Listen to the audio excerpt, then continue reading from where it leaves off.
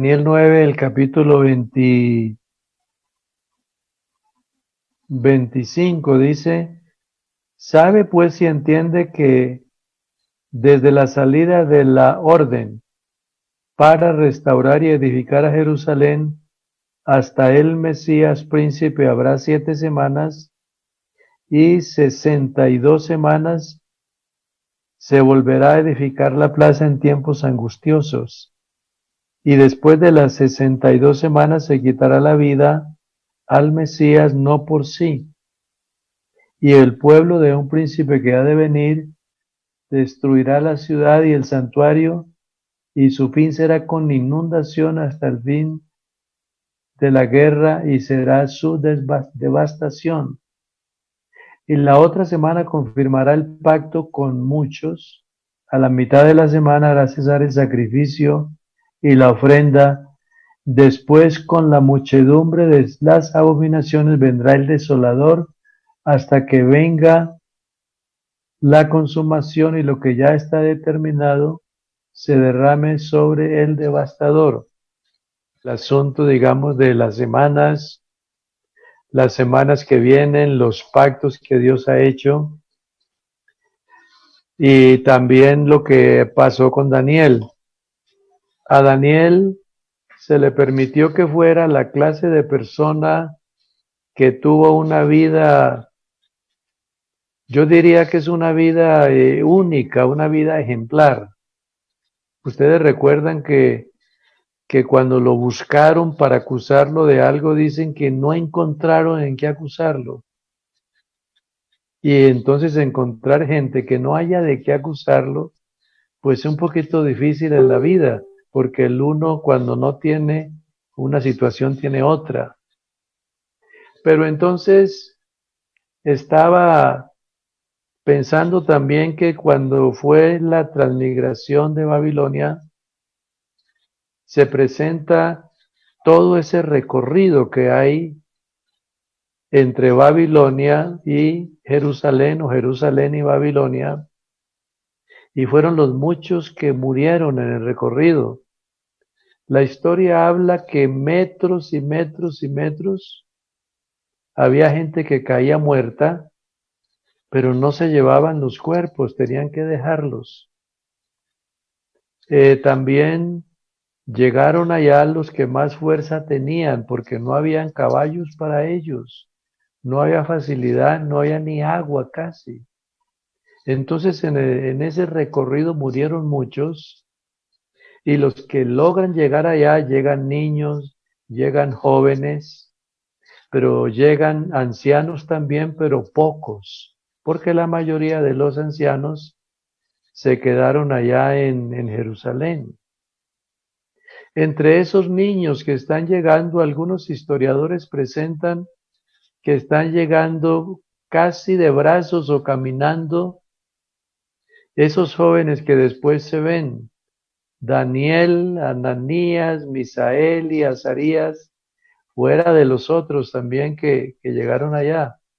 Entonces quiere decir que Daniel es ese tipo, prototipo de situación y de persona que le toca salir casi apenas conociendo las cosas, y llega allá y en el corto tiempo ya está con sus compañeros y le toca enfrentar la situación. ¿Por qué digo esto?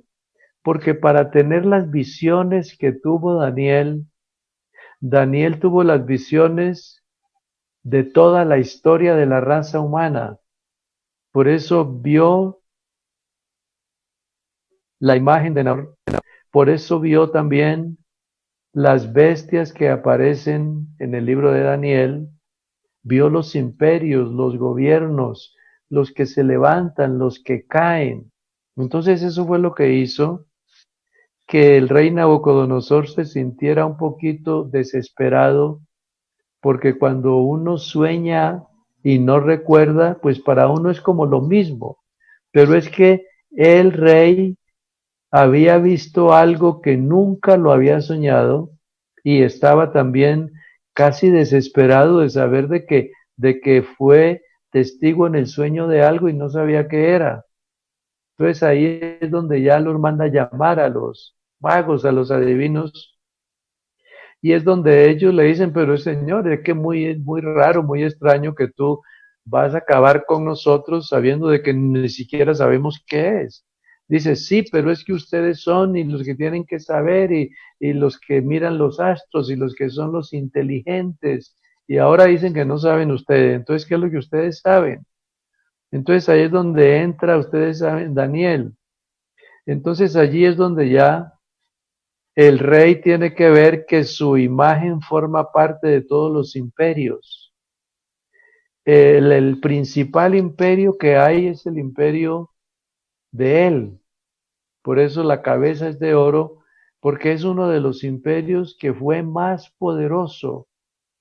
Y fuera de ser más poderoso, fue más rico. La historia relata que los ejércitos que tenía Nabucodonosor eran exclusivos y entrenados para todo porque eran como una raza especial. Por eso cuando se lee en Jeremías y en Ezequiel, que dice, entre comillas, dice que las mujeres se quedaban boquiabiertas viéndolos a semejantes hombres en esos caballos y dice que había el relinchar de todos esos animales y la forma de ser tan fuerte y tan vigorosa que solamente mirando se consideraban ellos pequeños. Entonces el ejército fue de los más poderosos. El ejército fue de los más grandes que había. Las torres eran inmensamente altas, los muros, algunos presentan que tenía más de 10 metros. O sea que encima de los muros arriba podía andarse en carruaje recorriendo toda la ciudad. Mirando todo esto, entonces el imperio de Nabucodonosor era el imperio más rico, más poderoso y tenía el poderío allí.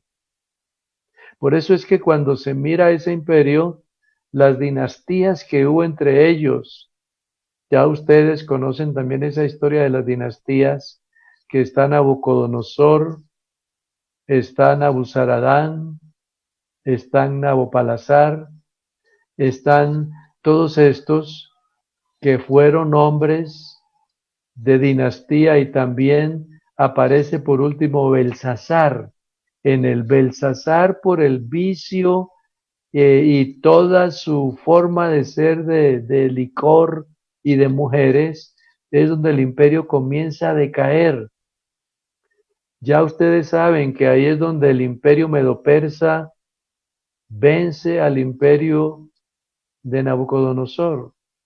El imperio medo-persa tiene dos cualidades, una que es la figura del oso que aparece en Daniel mismo.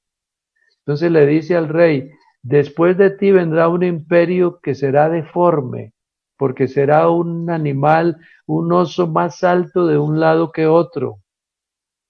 Entonces le llama la atención, ¿y por qué va a ser más alto de un lado que otro? Porque tendrá altura, pero tendrá deficiencias, porque se van a unir dos imperios pequeños, dos pueblos, y van a formar uno grande, son los medos y los persas. Los unos son muy inteligentes, pero los otros son cantidad. Entonces la cantidad no sirve sin inteligencia y el inteligente no le sirve mucho si no tiene cantidad. Entonces se unen esos dos gobiernos. Cuando se unen los dos gobiernos, pasa lo mismo por el asunto de vicios y mujeres y decadencia y orgullo y arrogancia, es donde ya va entrando a ser vencidos y le vence el imperio griego. El imperio griego, que es en los tiempos de Alejandro, eso es lo que le muestra Daniel al rey, le dice, vendrá un carnero que tiene un gran cuerno y ese cuerno se partirá. Entonces dice, pero ¿por qué puede ser que se parte el hueso de un carnero? Dice, sí, porque por eso tiene uno solo, pero se partirá. Pero después le salen otros cuernos. Entonces ya es donde habla que Alejandro muere O sea, es quebrado ese cuerno porque muere en lo más fuerte del vigor de un guerrero. Está entre los 32 y 35 años, que está toda la fuerza, todo el vigor, toda la energía y ahí muere. Entonces ese imperio que muere también entra en decadencia y ahí Daniel le explica eso. Entonces después dice, pero se levantó otro imperio. Entonces él ya, el rey impresionado, él se queda viendo y dice, porque el imperio ya será dos piernas, las piernas de la imagen, que es al llegar a la parte final, que están entre barro cocido e hierro, y no se pueden unir. Entonces ustedes saben, hermanos, que el imperio romano venció al imperio griego, y el imperio griego también levantó a cuatro líderes que fueron los cuatro líderes con que el imperio romano tuvo que pelear. Fueron los generales de Alejandro. Ellos tienen por nombre Ptolomeo, que fue el que tomó todo el dominio de Egipto. Ptolomeo, Seleuco, Lisímaco y Casandro. Ellos se repartieron toda la tierra que tenían, pero entonces la historia dice que no se sabe si fue de Dios o fue de Alejandro, que no nombró uno solo, sino que nombró cuatro. Entonces, cuando ya él estaba en la agonía, le dicen, Señor, ¿y quién será el que va a gobernar? ¿Quién será el que sigue esto? Todo el imperio y todo lo que hemos ganado. Dice, no, aquí lo que hay que hacer es que el que sea más fuerte de ustedes gobernará todo el mundo. Entonces casi los puso a pelear a los cuatro. Por eso es que los egipcios tenían su imperio aparte. Los palestinos tenían su gobierno aparte. Los que formaban parte del imperio romano tenían su imperio aparte. Y así todos se repartieron. Y en el correr de la historia, por ellos quedar separados, es que el imperio romano los vence. Y al vencer el imperio romano, cada uno de esos gobiernos viene a tomar dominio.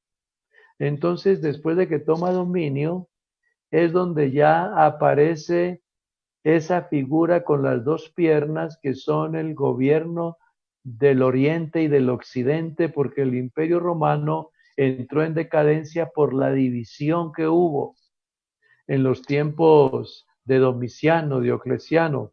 Entonces, al haber esa división, es donde ya se ve el gobierno del oriente y del occidente. Ya ustedes conocen la historia de Cleopatra, entre ellas, que Marco Antonio se quiere quedar con toda esa área y Julio César se quiere quedar con la otra. Y entonces el debilitar el imperio romano fue lo que llevó a la decadencia. El debilitarse, el vicio, la homosexualidad, el lesbianismo y todo lo que vino en ese imperio fue lo que llevó a su desgracia. Pero entonces, mis hermanos, eso es lo que Daniel le presenta a él, pero después le dice, pero esa figura, esa imagen toca varias partes de territorio y ahí es donde le está hablando del gobierno, no tanto norte y sur, sino oriente y occidente, porque era donde estaba la fuerza del gobierno.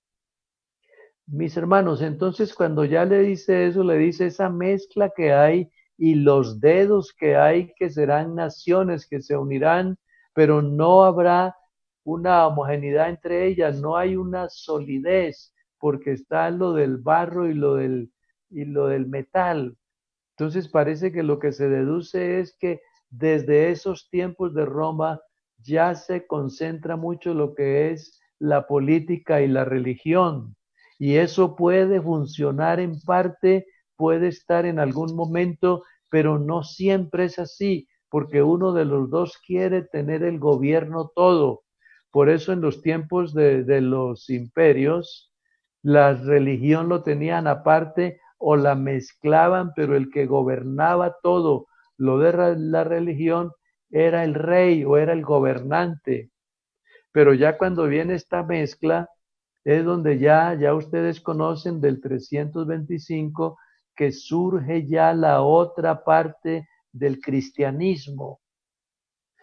¿Qué quiero decir con esto? Que Daniel le tuvo que explicar a este rey todo lo que vendría y después es donde se ve en la historia que todo eso ha llegado y entonces ha llegado al fin. Cuando llega este fin acá, es donde ya dice que lo que leíamos, que se entienda que la salida de la orden de restaurar, edificar a Jerusalén hasta el Mesías, porque después de que Jerusalén o la tribu de Judá o los de Judá fueron llevados cautivos a Babilonia, ese Jerusalén quedó en manos de los gentiles y muchos se fueron a estar allá y fuera de eso tomó dominio el pueblo gentil de Jerusalén. Cuando sucede eso, Judá queda esclavo allá en Babilonia. Entonces, eso es cuando Jerusalén es hollada por los gentiles.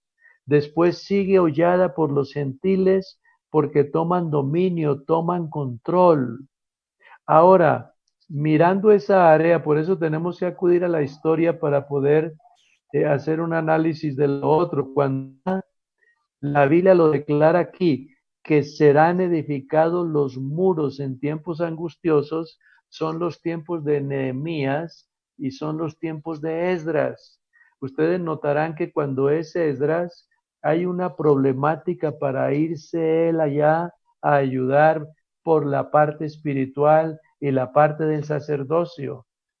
Pero cuando ya están saliendo, se presentan cartas de que no, que van a hacer esto, que van a hacer lo otro. Y cuando llegan a Jerusalén allá, después de ese largo trayecto, en ese largo trayecto es donde aparece que Esdras se ve tan encerrado por tanto ataque del enemigo, que es donde dice, y publiqué ayuno junto al río de Ahava para nosotros, para nuestros hijos, para nuestros bienes, para todo. Entonces allí Dios le da claridad por dónde se tiene que ir, porque el acecho era mucho.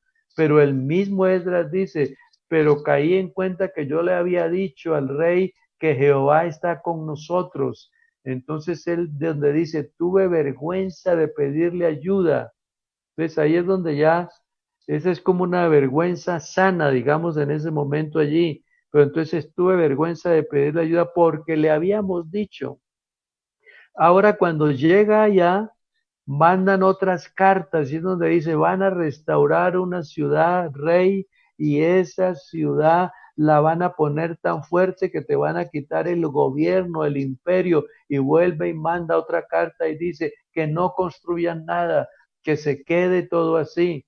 Entonces ya ustedes van viendo la historia que después tiene que caer esa parte de ese gobierno y entra otra parte del otro gobierno donde permiten que construyan ya en los tiempos de Nehemías y es donde ya al construir es donde ya se va celebrando ya como esa alegría. Entonces, los tiempos angustiosos con Esdras y los tiempos angustiosos con Nehemías. Tenía que estar en la mano una espada y en la otra estar colocando ladrillos. Entonces, el tiempo angustioso llega al punto en el cual lo que dice la palabra del Señor, después de las 62 semanas se quitará la vida al Mesías, no por sí. Eso es lo que quiere decir acá el verso 26, que Jesús no se quita la vida en sí mismo, se la quitan a Él. Por eso Él dice, nadie me la quita, yo la pongo de mí mismo. Por eso Él se entrega voluntariamente. Por eso es que Él va voluntariamente. Por eso es que Dios se manifestó en carne y voluntariamente.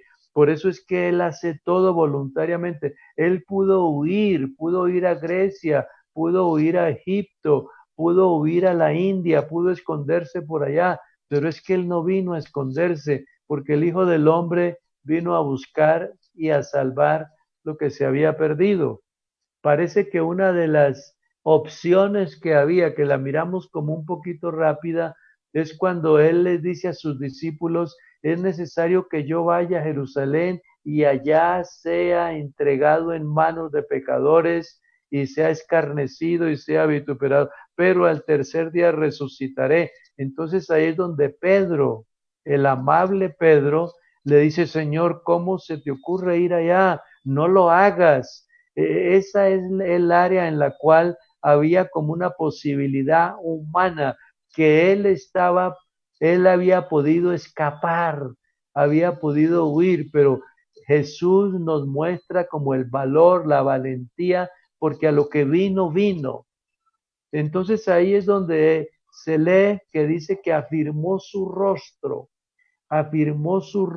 para ir a Jerusalén.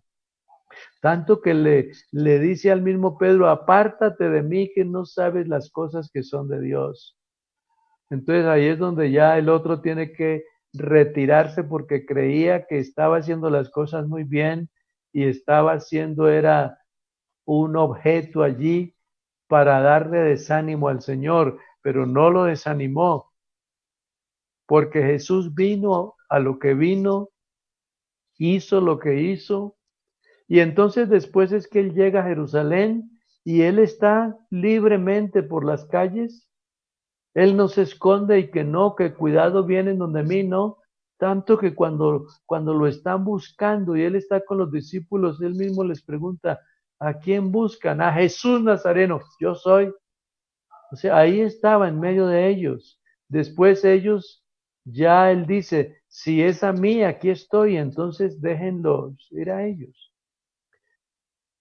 La vida del Mesías, entonces, cuando se presenta acá, dice acá que el príncipe que ha de venir destruirá la ciudad y el santuario, y su fin será con inundación hasta el fin de la guerra durante las devastaciones. En el año 70 después de Cristo es donde ya leíamos algo de eso la vez pasada, o lo vimos, que fue la destrucción de Jerusalén, la destrucción de los cultivos, la destrucción de toda la vegetación. Y eso es porque siempre el pueblo de Israel había estado en el gran problema de lo que es no someterse a las leyes.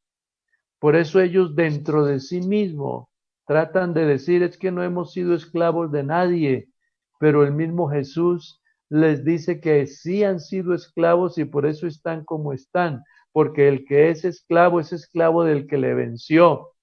Pero entonces ahí es donde le dice, pero si el Hijo os libertare, seréis verdaderamente libres. Ese es un dilema allí en que ellos se habían sido esclavos y si esclavos de los egipcios, esclavos de todos los imperios, pero dicen, nunca hemos sido esclavos de nadie y siempre estuvieron con la cabeza agachada. Pero Jesús les dice, es que los hechos de ustedes y el haberlos vencido les llevó a que fueran esclavos en esa forma de que tenían que depender de un gobierno. Mis hermanos, entonces cuando ya sigue acá, la otra semana confirmará el pacto con muchos y a la mitad de la semana. Ese verso 27 ya es un verso que es directamente ya después de arrebatamiento. No sé si de pronto pudiéramos, y voy a pedir el favor de pronto al hermano Jairo que está por ahí, que hagamos un análisis rápido. Hay mucha cita bíblica aquí. Y estando estudiando esto, recordé el segundo volumen que tengo yo acá, que es donde habla de todo lo de la tribulación y de los sellos, pero me llamó la atención algo que deseo compartirlo, las tres áreas, el área de Israel, el área de la iglesia y el área de los gentiles. Dice Nehemías 9:26, hermano Jairo, Nehemías 9:26 y 27. ¿Qué dice usted allá? ¿Qué dice la palabra? Dice así, pero te provocaron a ira y se rebelaron contra ti y echaron tu ley tras sus espaldas y mataron a tus profetas que protestaban contra ellos para convertirlos a ti e hicieron grandes abominaciones. Entonces los entregaste en mano de tus enemigos, los cuales los afligieron, pero en el tiempo de su tribulación clamaron a ti y tú desde los cielos los oíste y según tu gran misericordia les enviaste libertadores para que lo salvasen de manos de sus enemigos. Amén. Gracias. Esa es la parte de Israel. Israel por la desobediencia cayó en esto, y así como cayó en esto en los gobiernos que hubo del reino de Israel y del reino de Judá, caerá también en el otro que viene, porque para los israelitas ellos están esperando el Mesías. Pero mire que para la iglesia, hermano Jairo, Job 5:19, Job 5:19, Dice así: en 6 tribulaciones te librará, y en la séptima no te tocará el mal. para la iglesia, o sea que estoy leyendo la parte para Israel y la parte para la iglesia. Ahora la parte para los gentiles, Job 15:24, Job 15:24 y 25, en el área gentil. Tribulación y angustia te turbarán, y se esforzarán contra él como un rey dispuesto para la batalla, por cuanto él extendió su mano contra Dios y se portó con soberbia contra el Todopoderoso. Gracias, hermano Jairo. Bueno, aquí hay una cantidad, yo creo que tenemos por ahí 10 citas bíblicas que hablan de Israel y hablan de la iglesia y hablan de los gentiles. Para Israel es todo lo que viene. La iglesia en todo esto, lo que dice Proverbios 11, que el justo será librado. Proverbios 12, el justo saldrá de las tribulaciones. Mateo 24 habla de tribulaciones continuas. El Marcos 4:17 de tropiezo. Hechos 14:22, que es necesario de tribulaciones para entrar al reino. Romanos 5:3, que nos gloriamos en las tribulaciones. Pero la iglesia se le puede observar acá que tiene triunfo, que es la iglesia del Señor, la cual Él no permite que pase la gran tribulación. Entonces las tres áreas son para Israel, la iglesia que es arrebatada y el pueblo gentil. Para el pueblo gentil está lo que podemos leer en Isaías 5:3, se oscurecerá la luz, en Isaías 8:21, oscuridad y angustia, y también Isaías 46:7, no librará de la tribulación, y Apocalipsis 2:22, la gran tribulación, y en Isaías 48:22, no hay paz para los impíos, y Primera de Tesalonicenses 1:6, pagar con tribulación a los que os atribulan. Entonces, mis hermanos, esa doctrina o lo que se enseña que la iglesia pasará por la gran tribulación no es para nosotros. Si alguien desea pasar por esa tribulación, que no se la recomendamos ni al más enemigo que hay, porque lo que Jesús ha hecho es sacar una cantidad de gente de una cantidad de pecado y la ha redimido, la ha rescatado, la ha salvado, la ha perdonado y la llama su esposa. Y su esposa se ha preparado, y su esposa, y Efesios capítulo 6 sigue hablando de 5, sigue hablando de su esposa, y él no va a lanzar la esposa a toda una tribulación si precisamente ha dado la vida por ella. Y en Apocalipsis 19 dice, gocémonos y alegrémonos y démosle gloria porque son venidas las bodas del Cordero y la esposa se ha preparado. Entonces, mis hermanos, el capítulo 1 al 5 es el que presenta todo lo relacionado directamente con el poderío del Señor, el señorío, la grandeza, su manifestación, el cuerpo exaltado, glorificado, el cántico en el reino de los cielos, las iglesias que pasan, las 7 iglesias, que son la situación que viven las iglesias, pero para cada iglesia hay una palabra de aliento, de triunfo, de esperanza y de seguridad. Pero ya viene el capítulo 6, que ya el capítulo 6 ya toma un orden diferente de las cosas. Por eso, al leer en el libro de Apocalipsis, la palabra del Señor dice en el capítulo 6, ya que es el verso primero dice, cuando vi al Cordero, cuando El Cordero abrió uno de los sellos y oía uno de los cuatro seres vivientes decir con voz de trueno, ven y mira. El, el, el, el anticristo o el hombre de pecado, la Biblia lo llama el anticristo, el hombre de pecado, el hijo de perdición, el perverso, el maligno. Le da muchos títulos a él. Pero miren, hermanos, el enemigo o el anticristo siempre ha tratado de imitar. Imita milagros, imita lugares, imita palabras, imita situaciones, imita todo lo que puede imitar. Lo único que no ha podido imitar es una manifestación en carne, porque el único que tiene el poderío de ser manifestado en carne es el Dios Todopoderoso que tuvo el principio allí precisamente en Nazaret, en Belén.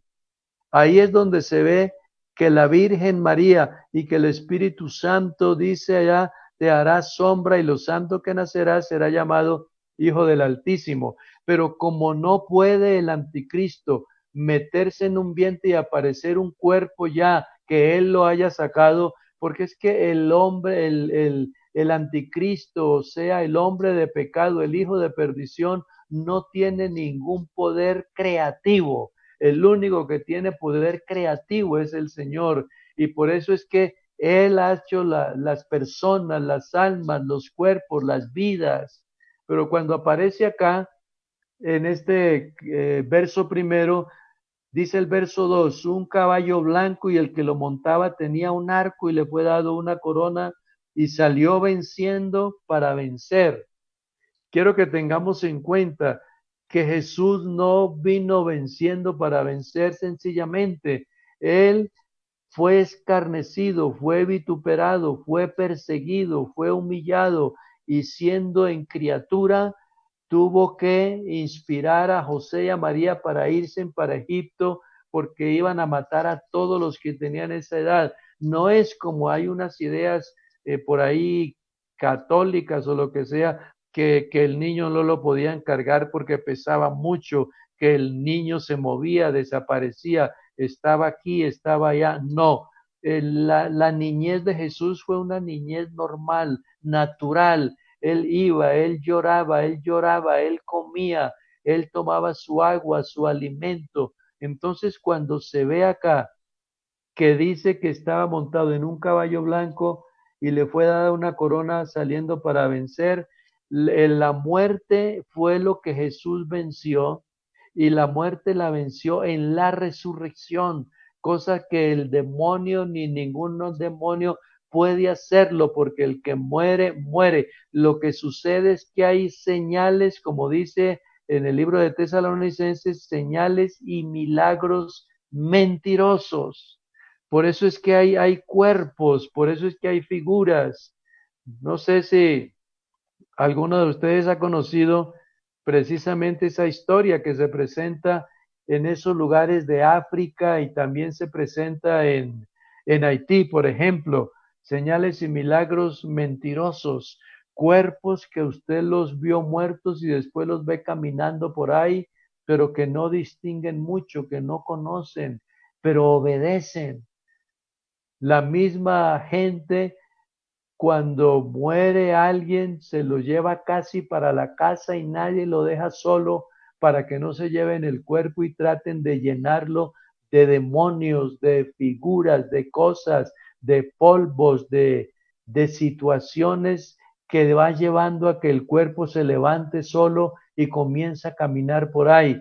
Por eso la resurrección de Jesucristo fue una resurrección única, normal, natural. Al tercer día resucitó de entre los muertos y no es que alguien fue y lo resucitó, él resucitó por sí mismo. Nadie me la quita por mí mismo mi vida. Yo la pongo y tengo derecho de volverla a tomar.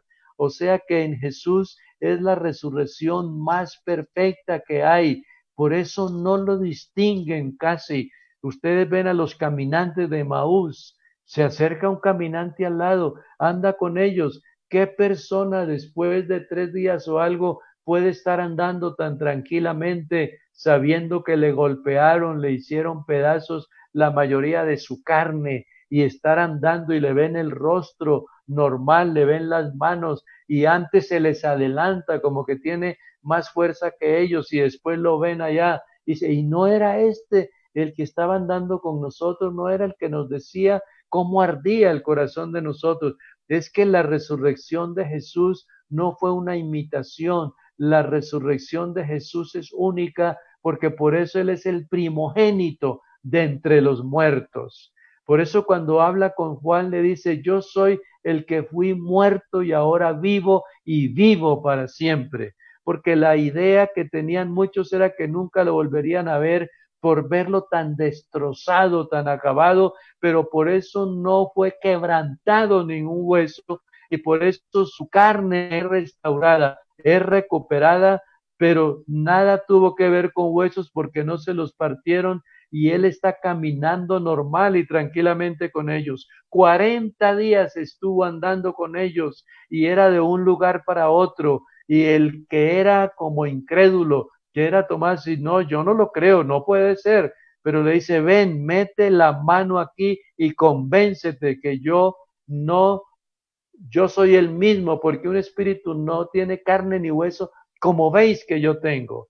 Entonces, mis hermanos, entrando ya a esta parte o a esta área de lo que es la tribulación, hay una cantidad de pasajes. Yo quisiera que tomáramos en cuenta, la iglesia no lo atravesará, pero volvamos entonces volvamos a Apocalipsis, que era donde estábamos ahora, en el capítulo 6.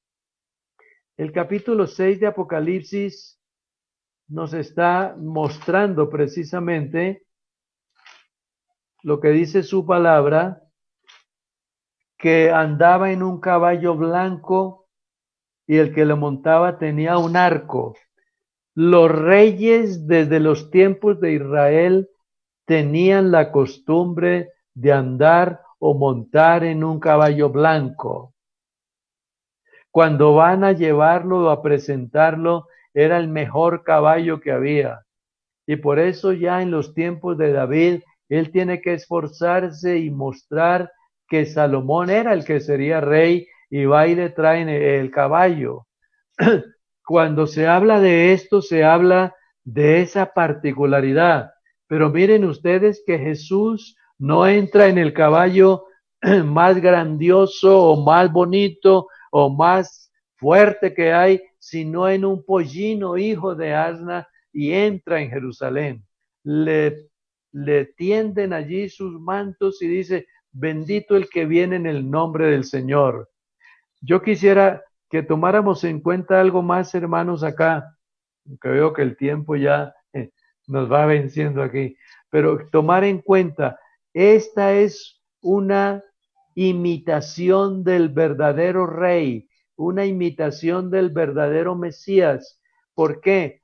Porque él es precisamente el que se muestra en un caballo blanco y el que montaba y tenía un arco. Jesús no empleó ni utilizó ni tiene ningún arco. Por eso dice acá, saliendo venciendo para vencer. Él no tiene necesidad de que le den victorias. Él es victorioso. Él es el dueño de las guerras, las victorias. El Salmo 46 dice que Él quebra el arco, corta la lanza, quema los carros en el fuego.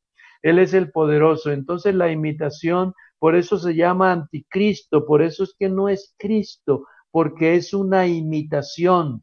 Jesús no es imitación de nadie. Jesús es único en su esencia, en su perfección, y todo lo que ha hecho lo ha hecho Él sin necesidad de imitar a nadie. Yo me río cuando a veces escucho que Jesús se tuvo que ir a Grecia y estar allá varios años para estar aprendiendo sabiduría, que se fue a la India, que se fue por allá y que regresó. Mentira.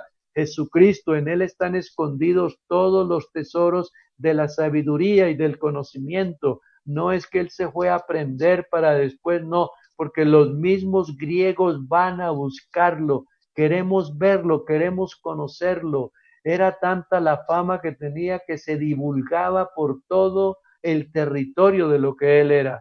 Entonces aquí en el capítulo 6, el anticristo es lo primero que aparece acá.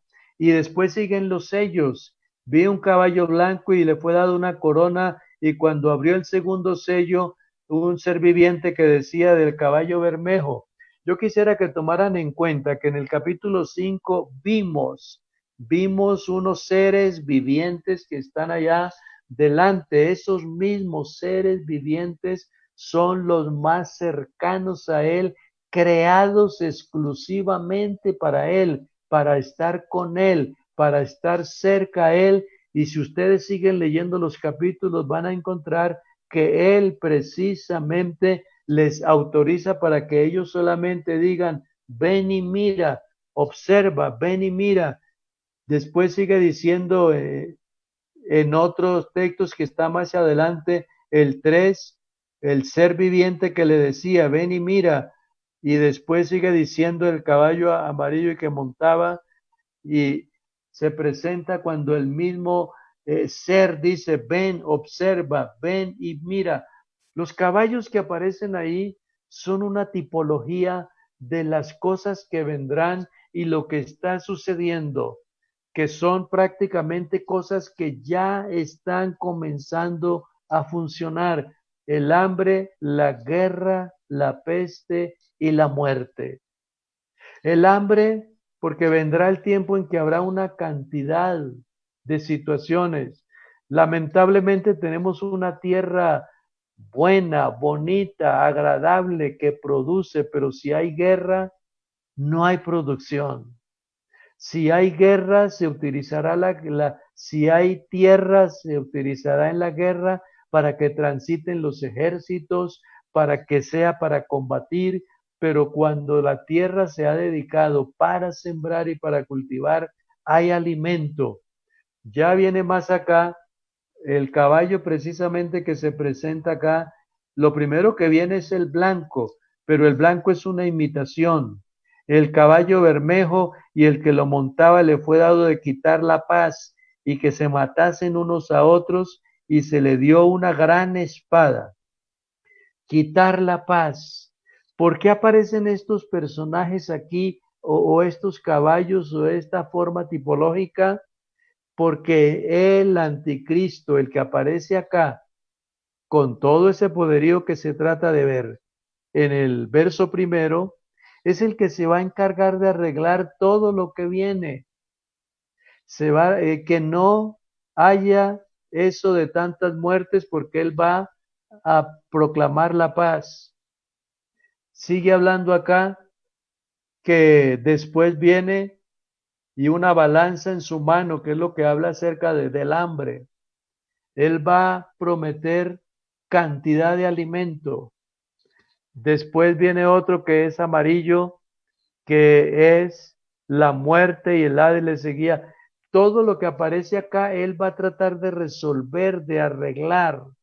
El hambre, la peste, la guerra, la muerte, y como va a haber una situación tan difícil, mucho más de lo que hay ahora, por eso en Mateo dice, el mismo Jesús lo presenta y está diciendo, como dijo Daniel, que nunca la ha habido ni la habrá jamás. Entonces de ahí en adelante, cuando se sigue leyendo, vemos en el verso 8, un caballo amarillo, y el que lo montaba tenía el nombre de muerte, y el Hades le seguía, y le fue dada potestad sobre la cuarta parte de la tierra para matar con espada, con hambre, con mortandad y con las fieras de la tierra. Mis hermanos, todo lo que se ve de juicios aquí es porque el mismo enemigo se va a encargar de tratar de resolverlo, porque se espera que el líder Mesías que venga lo va a arreglar todo.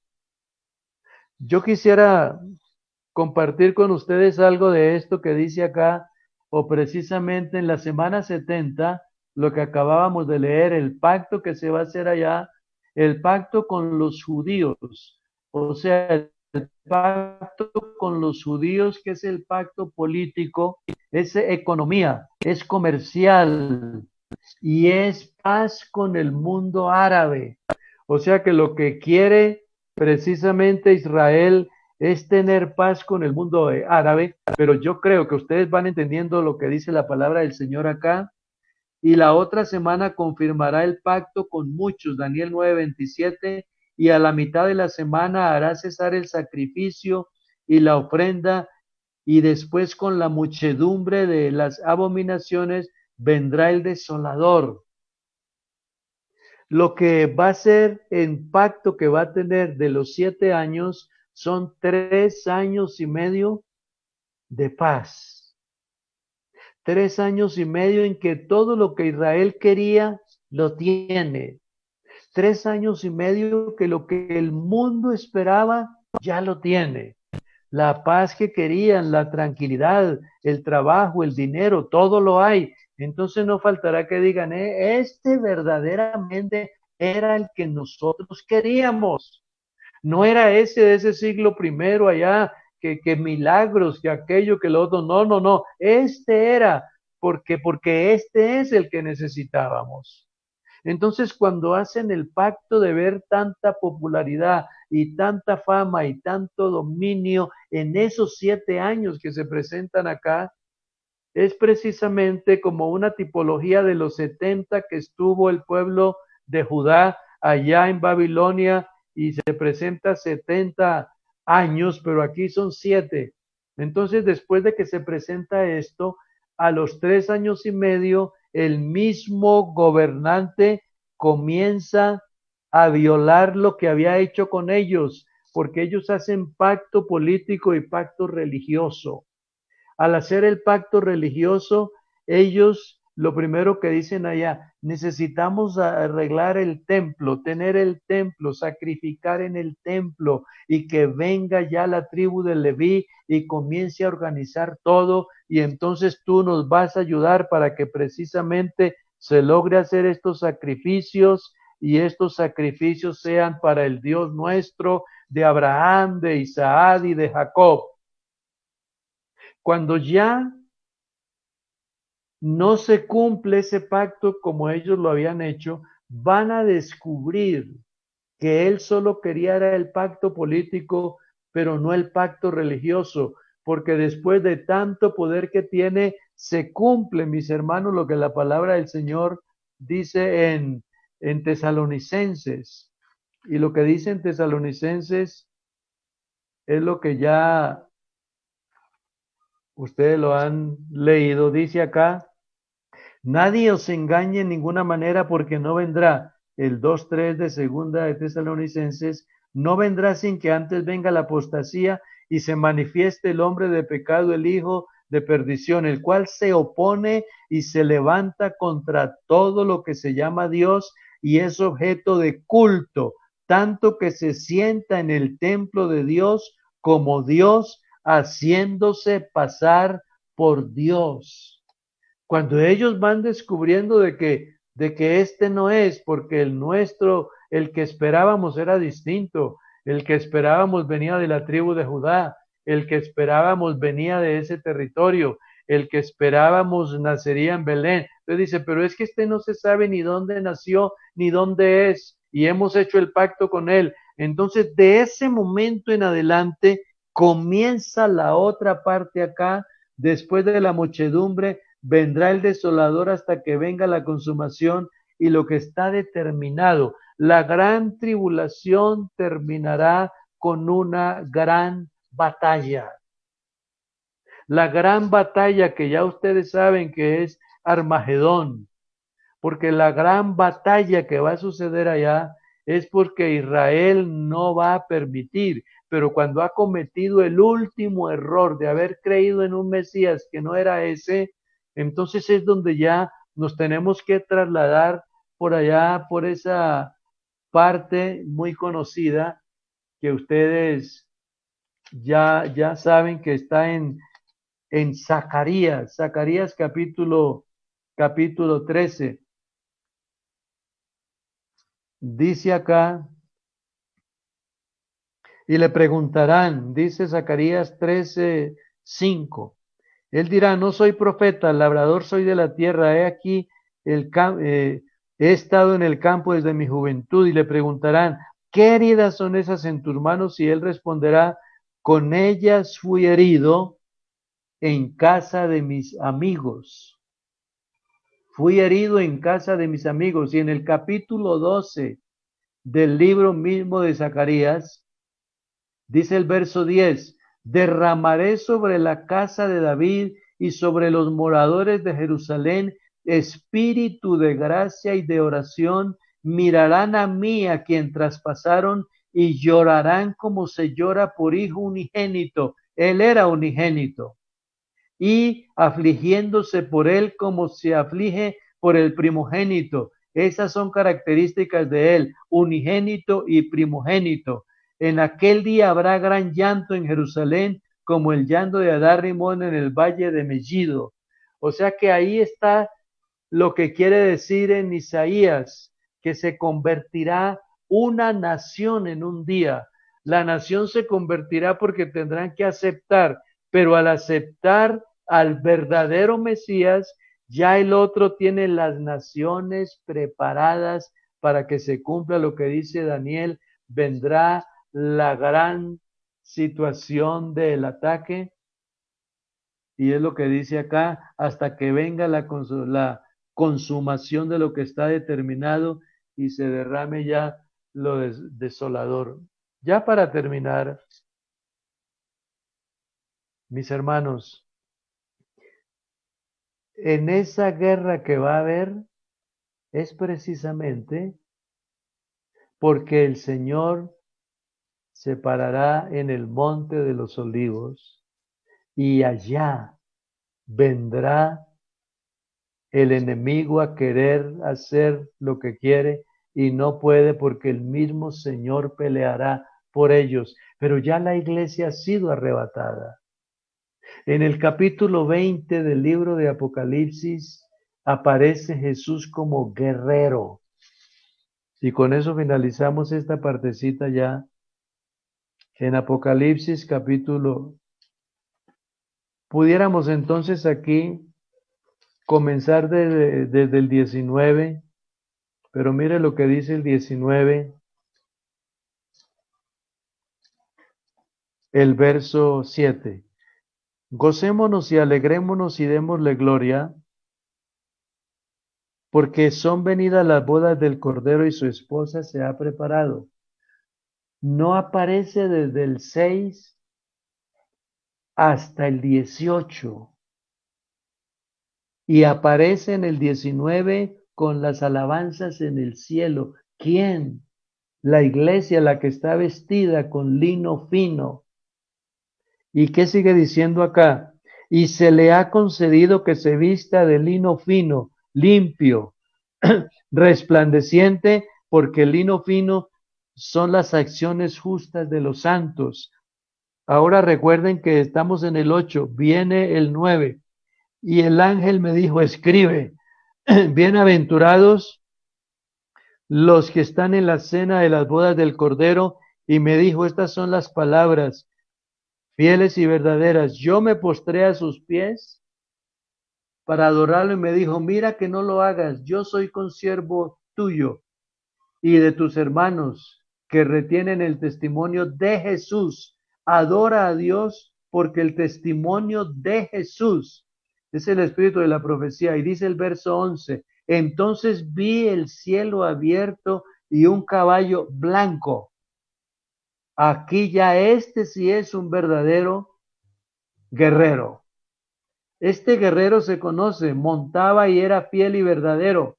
Aquí no se le ve ningún arco ni ninguna espada. Y con justicia juzga y pelea. Sus ojos como llama de fuego. Y había en su cabeza muchas diademas y tenía un nombre escrito que ninguno conocía sino él mismo, y estaba vestido de una ropa tenía en sangre, y su nombre es el Verbo de Dios. Ese Verbo de Dios, el Verbo de Dios se hizo carne y habitó entre nosotros y vimos su gloria, gloria del unigénito del Padre, lleno de gracia y de verdad. Y cuando dice acá muchas diademas, y un nombre escrito, es que cada que se gana victorias y batallas hay diademas, y él tenía muchas, es que él nunca ha perdido ninguna batalla. Entonces vestido de una ropa teñida, y los ejércitos celestiales, ¿cuáles ejércitos celestiales? Vestidos de lino finísimo, blanco y limpio, le seguían en caballos blancos. ¿De quién está hablando acá? En el mismo capítulo, el verso 8 que dice, se le ha concedido que se vista de lino fino, limpio, resplandeciente, porque el lino fino son las acciones. Y acá está hablando que los ejércitos celestiales, aquí ya la iglesia forma parte de los grandes ejércitos, no de tribulación ni de angustia. Acá está delante de su esposo, delante de ese cordero. Y ya sigue diciendo acá que de su boca sale una espada aguda para herir con ella a las naciones, la regirá con vara de hierro, porque por acá, después de esta batalla, viene la preparación para el milenio.